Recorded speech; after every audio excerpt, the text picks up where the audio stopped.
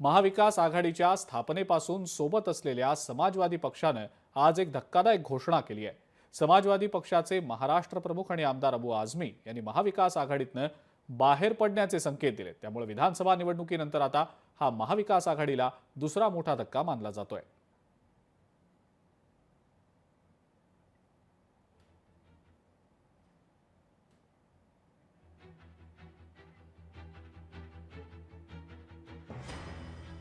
विधानसभा निवडणुकीतल्या पराभवानंतर आता महाविकास आघाडीला कदाचित आणखी एक धक्का लागण्याची शक्यता आहे, कारण महाविकास आघाडीतनं बाहेर पडण्याची तयारी समाजवादी पक्षानं आता दाखवल्याचं दिसतं आहे।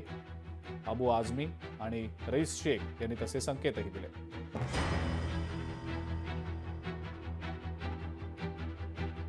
महाविकास आघाडीच्या स्थापनेपासून सोबत असलेल्या समाजवादी पार्टीने आज महाविकास आघाडीला मोठा धक्का दिला। मविवामधून बाहेर पडत असल्याची घोषणा सपाचे महाराष्ट्रातील प्रमुख आणि आमदार अबू आझमी यांनी केली। त्यामुळे महायुतीला ऐनवेळी विधान भवनामध्ये विधानसभेच्या विशेष अधिवेशनामध्ये कोलीत मिळालं आहे।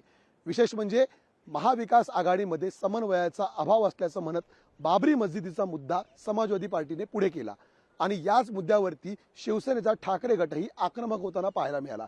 गेल्या 2.5 वर्षामध्ये बाबरी मस्जिदीचा मुद्दा कुठेही आलेला नसताना आज अचानक सपाने या मुद्द्याची आठवण का काढली असा सवालही शिवसेनेचे नेते भास्कर जाधव यांनी उपस्थित केला।